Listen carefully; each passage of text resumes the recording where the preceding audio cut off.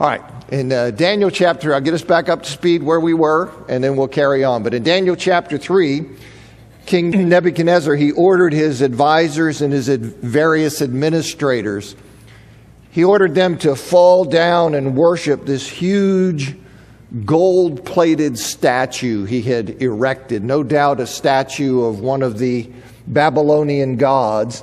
He'd erected this on the plain of Dura in the province of Babylon. So he has them all, commands them all to fall down and worship this thing. And there were these three young Jewish men, Shadrach, Meshach, and Abednego, who previously they had been honored by King Nebuchadnezzar with administrative positions in the province of Babylon. They refused to do this. They refused to do that. And when their refusal was reported to King Nebuchadnezzar, he was furious. This was an affront to the great king, to his authority. And he told them in no uncertain terms that they were either going to worship this idol as he had commanded, or they were going to be thrown into the fiery furnace. And he indicated, you see here at the bottom, and who is the God who will deliver you out of my hands? He indicated that there is no God, despite the fact that in chapter 2, verse 47, after Daniel had interpreted the dream, he confessed Daniel's God as God of gods and Lord of kings. Now he's saying that's true, but I am Nebuchadnezzar. And if I determine that you are going to die by fire, there is no God anywhere who can prevent that from happening, because I am that powerful. So if I choose to do it, no God is going to rescue you if I determine that you die by fire. So these three Jewish men, probably in their mid-20s, these three Jewish men, they were put to the choice of disobeying God, being disloyal to God, committing spiritual adultery by worshiping and giving their allegiance to another God. They're put to that choice of doing that or being thrown in a furnace. And as I noted right when we ended, there are many other examples of courageous faith before the coming of the Lord Jesus Christ, some of which are mentioned in Hebrews chapter 11. Just here you can see that people were tortured and refused to accept release. They faced mocking and flogging. They were in chains and imprisoned. They were stoned to death. They were sawn in two. They were killed with the sword. They were destitute, afflicted, mistreated. So, Shadrach, Meshach, and Abednego are not isolated incidents. They're not unique. There are other heroic examples or courageous examples or examples of courageous faith prior to the coming of the Lord Jesus Christ. And of course, after the coming of Christ, Christians throughout history have faced suffering and death for the sake of Christ. So before, people who are loyal to God have faced suffering. Shadrach, Meshach, and Abednego are being put to the point of being disloyal or being thrown into a fire. Others had done that. And with the coming of Christ, we have many Christians throughout history who have faced suffering and death. You're familiar with the persecution and the suffering of Christians that's reflected in the New Testament. You see, for example, the apostles as a group are persecuted and suffer. You see Stephen, who's killed. James, the brother of John, who's killed. You see Peter and Paul and what they face. Timothy, John, and Antipas. All of these people suffering for the sake of Christ. And we know from reliable tradition, reliable historical sources, that James, the Lord's brother, it's James, the brother of John, but James, the Lord's brother, in the early 60s, he was stoned by Jews in Jerusalem. And we know that Peter and Paul were executed in Rome under Emperor Nero, as were many other Christians. You remember he used to light them on fire. And so Christians have faced this. In the early 2nd century, around AD 117, so you're familiar with the New Testament persecution and suffering. You're familiar with what historical sources say about additional suffering of Peter and Paul and other Christians. But into the early 2nd century, around 117 AD, Ignatius, who was the leader of the church in Antioch, he was condemned as a Christian, and he was sent to Rome to suffer martyrdom. Around that same time, around AD 112 or 115, there was a Roman governor of a region called Bithynia. And this governor was named Pliny, and he wrote to the then Roman Emperor Trajan. And he writes to him, explaining to him and really looking for his guidance in how he treated Christians in his area, those who were reported to him to be Christians. He writes, Pliny, this governor, writes to the Roman Emperor Trajan, and we have his letter. And here's what he says to the Roman emperor. He says, I interrogated these as to whether they were Christians. Those who confessed, I interrogated a second and a third time, threatening them with punishment. Those who persisted, I ordered executed. Those who denied that they were or had been Christians, when they invoked the gods in words dictated by me, offered prayer with incense and wine to your image, which I had ordered to be brought for this purpose, together with statues of the gods, and moreover cursed Christ, none of which those who are really Christians, it is said, can be forced to do, these I thought should be discharged. Okay, so he says, here's how I roll with the people who are reported to me to be Christians. We're in AD 112, 115. We're in this region of Bithynia. This governor says, these people come to me. I say, hey, you're a Christian? They say, yeah. I threaten them with punishment. If they don't recant, if they don't denounce Christ, I have them killed. Those who tell me they aren't Christians, I want to confirm that, and I have them worship gods, your images, and this kind of thing, and curse Christ, which I'm told no true Christian will do. And so here we have this historical document that. So this is in the early 2nd century. In the middle of the 2nd century, in the 150s, Polycarp and Justin Martyr were executed for their faith. And then in the middle of the 3rd century, we jump up a century. In the 250s, in the middle of the 3rd century, the theologian Origen, he was tortured at Caesarea, and Cyprian was confronted in Carthage in North Africa. And here is what the Cambridge-educated church historian Ryan Reeves, what he says about Cyprian. He says it's September 14, 258 AD. And we see Cyprian, the bishop of Carthage, and one of the greatest Latin theologians that the world would know.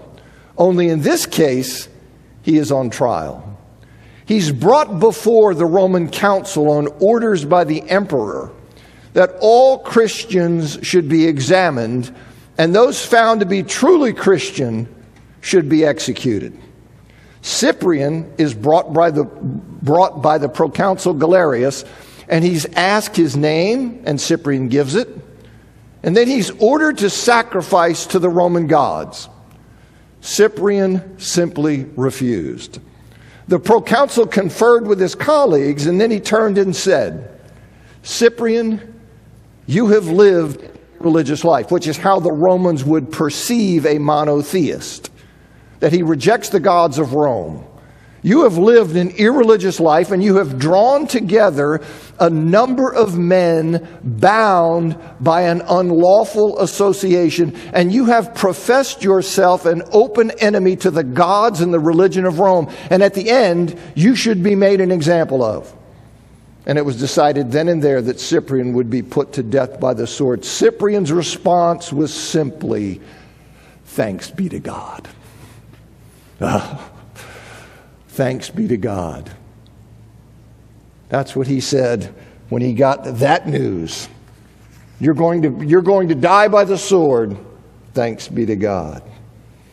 Now finally, let me read to you a section from Eusebius.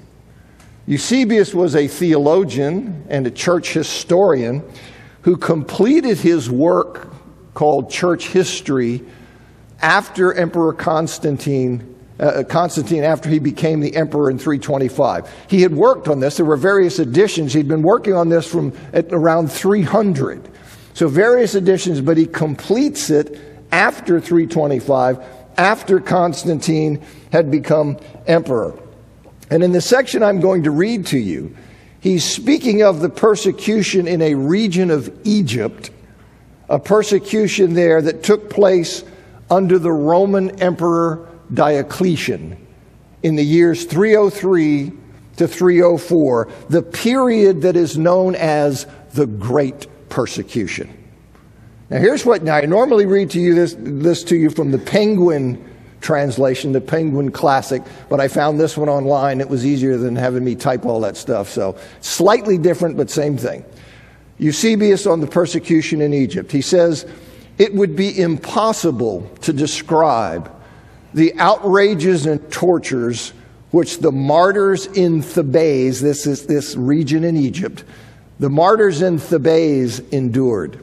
They were scraped over the entire body with shells instead of hooks, being used like hooks, you see, to just scrape them and split them instead of hooks until they died. Women were bound by one foot and raised aloft in the air by machines, and with their bodies altogether bare and uncovered, presented to all beholders this most shameful, cruel, and inhuman spectacle.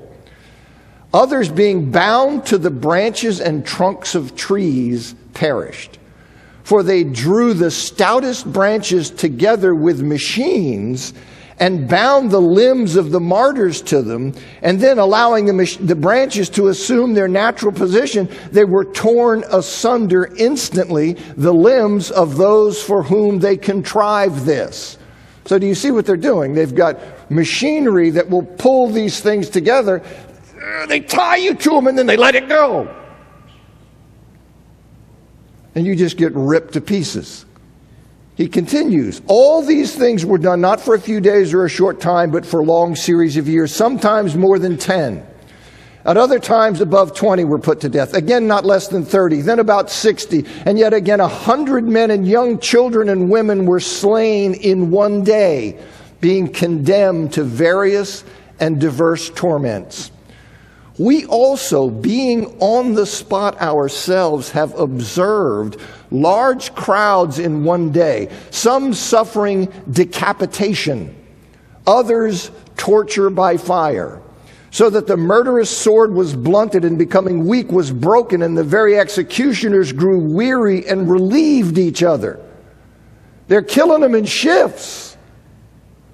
It says, "And we beheld the most wonderful ardor and the truly divine energy and zeal of those who believed in the Christ of God. For as soon as sentence was pronounced against the first, one after another rushed to the judgment seat and confessed themselves Christians. And regarding with indifference the terrible things and the multiform tortures, they declared themselves boldly and undauntedly for the religion of the God of the universe. And they received the final sentence of death with joy and laughter and cheerfulness, so that they sang and offered up hymns and thanksgiving to the God of the universe till their very last breath." I just want you to see. I want you to see what it is we are about. You see, this is what, so when we look at Shadrach, Meshach, and Abednego, I want you to know that they're illustrative. There are many people who have endured such things. Now, fortunately, in this society, we are unlikely, at least so far, we are unlikely to be placed in a life and death situation over our faith.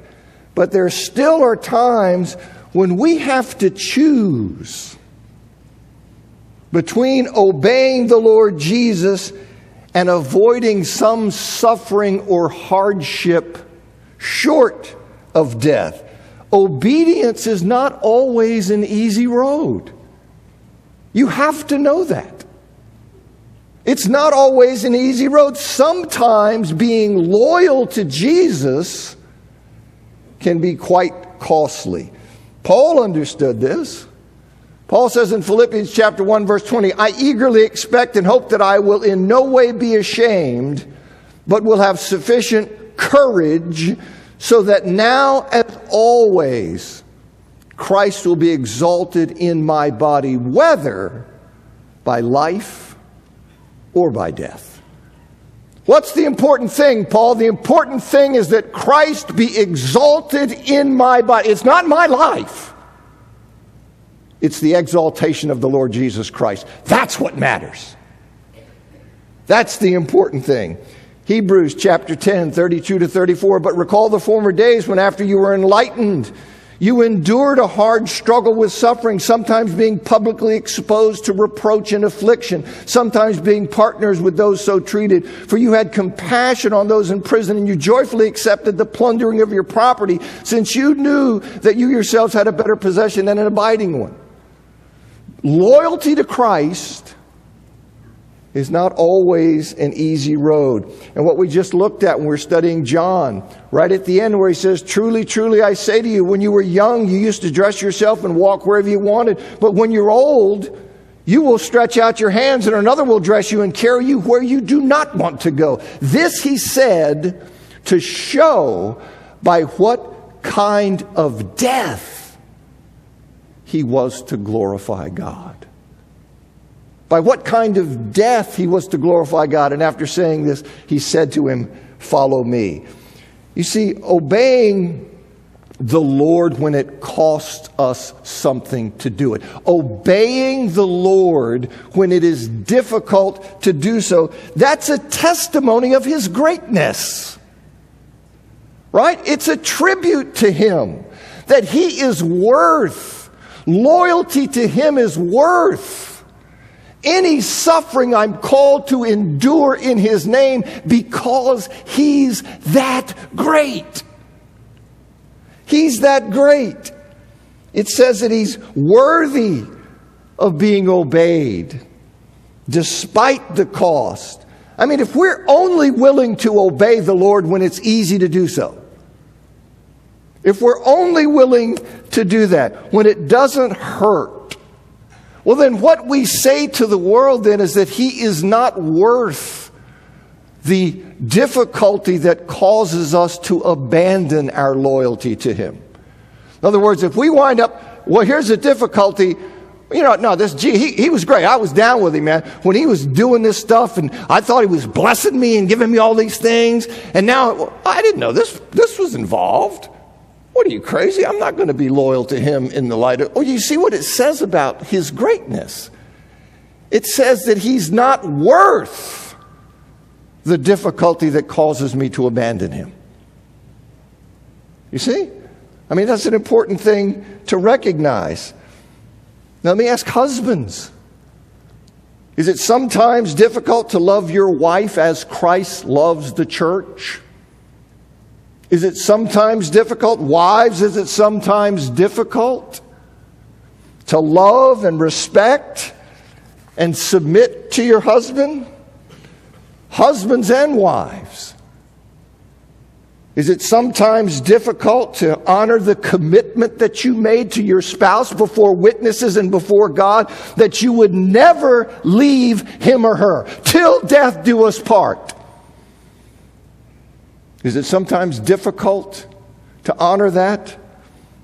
Is it hard to risk losing a job by refusing to endorse or celebrate sexual immorality, as you're being constantly pressured to do in American culture now? You have to approve and bow. You have to burn incense to certain groups that are making an idol out of sexual immorality. And if you don't, You're an enemy of the society and we don't want you to work here. Is it hard to be faithful in those situations? It is hard. Is it hard always to tell the truth and to keep your word? When you sit here and think, listen, a lie will get me out of this tight with nothing. Nobody will know. I can simply lie. That's got to be the smart move. Is it difficult to always tell the truth and to keep your word? Young people, is it hard to obey your parents? Is it hard to do that? Is it hard not to be cool in a culture that defines cool by what is ungodly? You know, I don't want people to think, that I want to be cool with them. Well, what if that cool involves something that Christ wouldn't have you be participating in? Who are you going to serve? Is it difficult? It can be. Is it hard to forgive those who mistreated you? Is it hard to love the unlovable? Is it hard to love your enemies? Is it hard not to attack those who attack you? Being faithful to Christ is not always easy. But that's not an excuse for disobedience. It's an opportunity to glorify the Lord by being faithful to Him in difficult circumstances, because in doing so you say, He's worth it. Whatever He calls me to do, He's King of Kings and Lord of Lords. Now, verses 16 and 17. These three young men, they tell the great king. Now, he's told them, look, he says to them, if I decide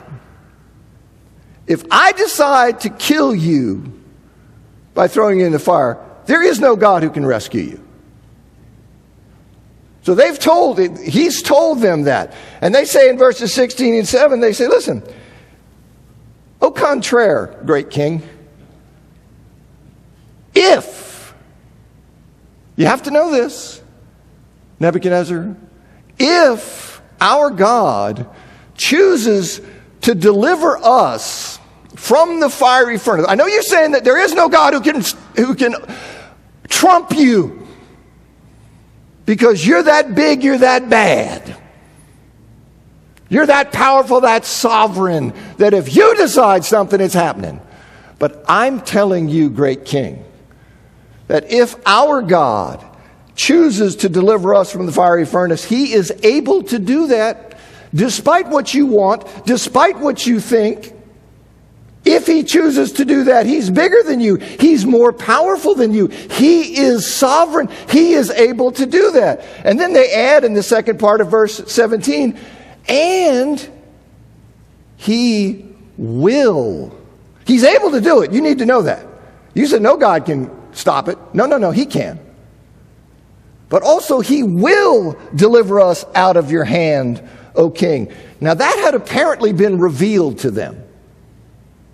That had apparently been revealed to them, perhaps when the king directly defied God in verse 15 when he said, what God will deliver you from my hand? But they know that He's going, they say this here. He's able, you need to know that. But in fact, in this particular case, He is going to deliver us. And verse 18, it's very important. And I like the way I give you the ESV here. But I like the way the NIV renders verse 18. When they sit here and they say, our God, whom we serve, is able to deliver us from the burning fiery furnace, and He will deliver us out of your hand, O king. Then verse 18 in the NIV, it says, but even if He does not. That's what's meant here when it says, but if not. But even if, okay, He's able, in fact, in this case, He's going to do it. But what you also need to know is that even if He does not do that, we want you to know, Your Majesty, that we will not serve your gods or worship the image of gold that you have set up. He's able to do it. He's going to do it. But by the way, even if in this instance He chose not to do so, that he chose for us to allow us to be consumed by the fire, we're still not going to worship the idol that you've set up. You see, for them, the question of God's supremacy was not open for debate. The question of God's supremacy was closed. No matter how God chose in that particular instance to act. They know who he is. They know that he is supreme. They know that only he is worthy of worship. And that's not going to change if in their particular case he allows them to be burned up. That doesn't mean he's no longer God. That doesn't mean that he's not the sovereign and the almighty one, the one who only is worthy of worship. That's a closed question for them. So they say, listen, that doesn't change anything. Even if he said you're going to be burned up, we still can't worship your idol because only God is due worship. We can't do that. You see, only he is worthy of worship. And we need to remember that. We need to remember that when God does not act in the way that we would like him to act. Right? I mean, we got a lot of chutzpah, thinking that we understand the mind of the infinite God and all that he sees and knows and has gone, that we think that, no.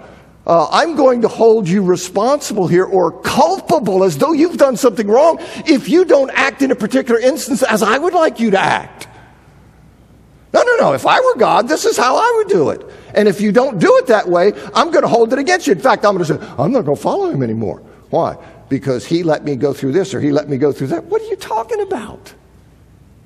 How he responds in a particular instance doesn't alter the fact that he's God. Just because you can't wrap your mind around what he's doing in his goodness doesn't mean that he's no longer God. You remember in Matthew chapter 11, verses 1 to 6, where John the Baptist, after languishing in Herod's prison in Machaerus, after languishing there, he began to have second thoughts about whether Jesus really is the Messiah. Now, he understood, it had been revealed to him, and he'd confessed that Jesus is the Messiah. But you know how suffering works on you. He's sitting there going, well, why hasn't the kingdom come in that has eliminated all suffering and evil? And why am I still subject to a pagan ruler? Have I misunderstood something?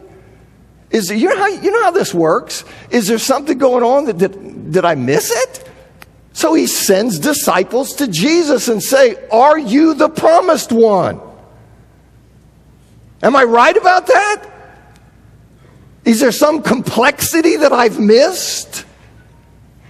Are you, in fact, the promised one? And Jesus tells the disciples, they said, listen, you report back to John.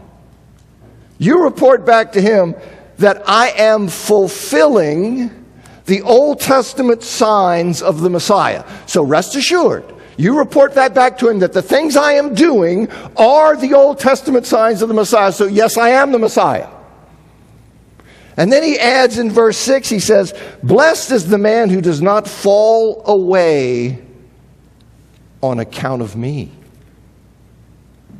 Blessed is the man who does not fall away on account of me. And he's saying that one is blessed who does not lose faith in him when he does not conform to their expectations. Blessed is the one who doesn't fall away because I am not how they envision me. Don't fall away on account of me, because of who I am. And because I don't conform to their expectations. You need to reorient your expectations. Rather than use your expectations to judge me and wind up saying, I'm not going to follow him. He didn't do this for me. He didn't do that for me. He let me sit in jail. He let me do this. He let my child suffer. Hey, it's a big world. It's a big universe, a big cosmos. God is infinite. You are not. You and I are finite, fallen creatures. And so this is what I think is important. That's what's behind what they're saying to him. that who he is and our allegiance to him does not depend on his acting the way we would like him to act, because he is God. And that is a fact that will not change. Then in verses 19 to 22, we read that their response just enraged Nebuchadnezzar. One's reminded of Proverbs chapter 20, verse 2. The terror of a king is like the growling of a lion. Whoever provokes him to anger forfeits his life. So the king ordered the furnace to be made as hot as humanly possible. That's what I take to be symbolized when he says heated 7 times more. 7, you see? I think he say what I want is I want this furnace maximally hot. I want this thing as hot as any human being can make a furnace.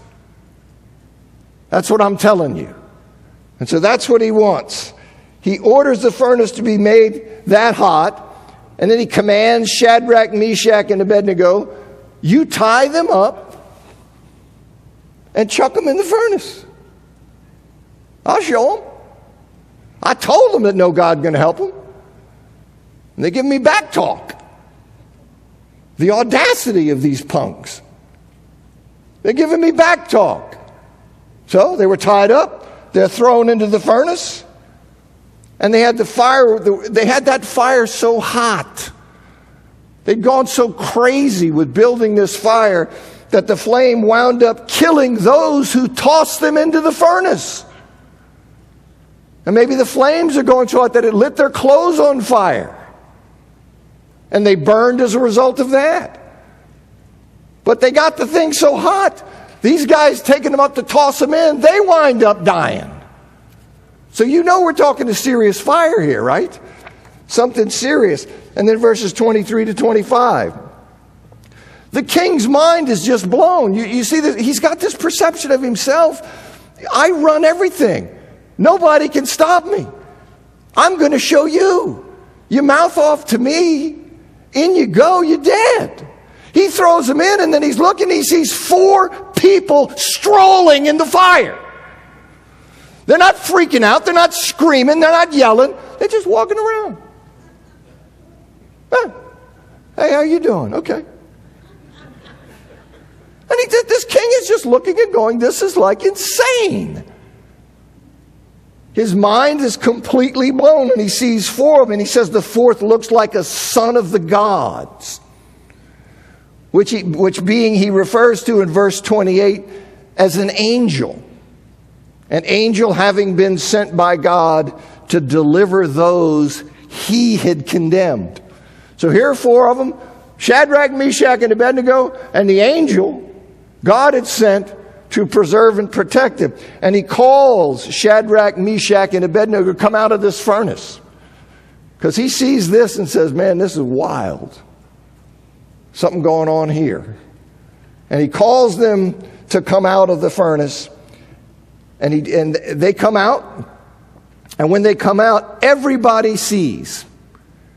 Everybody sees that they are absolutely and completely unharmed by Nebuchadnezzar's fire. Now, Nebuchadnezzar had said, there is no God who can protect you from my purpose and intent to kill you.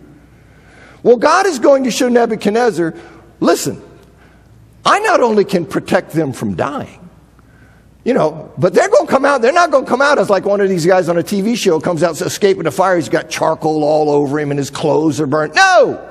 They're coming out. Their hair is not singed. None of their garments are burned. And there's not even a smell of fire on them. God says, do you want to know how much I can block your intention? I can block your intention completely. You can't even put a molecule of smoke on them if I don't want you to. And so everybody's seeing it, King. Everybody sees that they are absolutely and completely unharmed. And Nebuchadnezzar praises the God of Shadrach, Meshach, and like I said, polytheists. So he's looking here and he goes, okay, I see this. Looks like a powerful God. So I need to get on board with this. You see, I need to get on the right side of this. He's praising this God, and he issued a decree that their God should not be spoken against on pain of death. And he also promoted them within the province of Babylon. You remember, he'd already made them administrators of some kind. So now he winds up promoting them.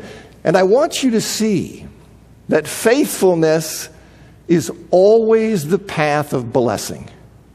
Loyalty, allegiance, not compromising, not surrendering, that's the path of blessing. Now that doesn't mean that the Lord will always vindicate one's faithfulness in this life. Right? That's what they said. Look, even if he doesn't, we're still going to be loyal. It doesn't mean he will always vindicate one's faithfulness in this life. You may suffer for your faith, and you may even be killed, as many were. You may even be killed, but there's blessing beyond comprehension in store for the loyal, for the faithful, for those who hold fast the supremacy of the Lord. And I've read this to you many times, Revelation 21. This is what's in store for the faithful. Okay, when all's said and done, this is the vindication. Then I saw a new heaven and a new earth. For the first heaven and the first earth had passed away, and the sea was no more. And I saw the holy city, New Jerusalem, coming down out of heaven from God, prepared as a bride adorned for her husband. And I heard a loud voice from the throne saying, Behold, the dwelling place of God is with men. He will dwell with them, and they will be his people, and God himself will be with them as their God. He will wipe away every tear from their eyes, and death shall be no more. Neither shall there be mourning, nor crying, nor pain anymore, for the former things have passed away. And he who was seated on the throne said, Behold, I am making all things new. Also he said, Write this down, for these words are trustworthy and true. You and I, as Christians, we live our lives in that truth. Whatever this world gives us, whatever price there is to be paid for ferocious loyalty to Jesus, we live in this truth. Okay? God is not our genie and bellhop, and you sit there and say, well, he's a self-improvement program. If you do this, look what it'll get for you, for you, for you. Listen, he's God. How will he be glorified with your life? How will he be glorified with your life? Now, chapter 4, the events in chapter 4, they're likewise undated, but a reasonable case can be made that those events in chapter 4 occurred in 573 BC to 569 BC. I'll spare you the details on that, but a reasonable case can be made that that's the frame we're looking at for the events in chapter 4. And verses 1 to 3 indicate that Nebuchadnezzar, he's writing to the people of his kingdom to tell them the signs and the wonders that the Most High God had done for him. Now, some of this language may have been, and I suspect probably is, in all these things coming from Nebuchadnezzar. When you look at it, and skeptics look at it and they say, well, that just sounds like too Jewish of a way of speaking of God. Well, do you think Daniel might have had a hand in this? I mean, Daniel's on scene, and he has the king's favor. They've been together a good while. Do you think Daniel, when the king sits here and says, what would be a good way? I want to write something that exalts this king because God who's done these things for me. And I can see Daniel going, well, here's what you want to say. Here's how you frame it. Okay? So I think he might have his hand. I think that's probably right. And then in verses 4 to 18, these are the king's account of another frightening dream. You remember when Daniel, probably 603, 602, is when Daniel interprets the first dream as a young man, the statue of the successive kingdoms. And now we're down now decades after that. Some 30 years after that. And the king has a dream, and he calls in again the magicians, the enchanters, the Chaldeans, the astrologers. None of them could interpret the dream. Now maybe they'd learned their lesson not to try to blow smoke at the king. Or maybe some of them had insight into what the dream meant, and they were afraid to tell him what it meant. But in any event, none of them could interpret it. And the king says that when Daniel came in, he, the king, he tells him the dream, as he in this instance had told the others. He tells him the dream, and the content of which is reported in verses 10 to 17. And I know what's going to happen. The bell's going to ring, but that's how life rolls. And then we'll be off next week. You won't be off. I just won't be teaching. So we'll reorient in 2 weeks. But he says here, you get the content of the dream in verses 10 to 17. And this particular dream says there was this huge, strong tree that reaches up to heaven, and it had beautiful leaves. I mean, it's just think of this massive thing going away. Beautiful leaves. It had abundant fruit. And this fruit, it provides for all. Such abundant fruit in this great tree that it provides food for all. It provides shade for the beasts of the fields. It provides homes for all the birds. So you see this is a great thing, a very powerful, positive, wonderful person, it turns out. So there's that tree, and an angel shouts a command to chop the tree down. This is the dream. First he sees this magnificent tree that's providing all of this stuff.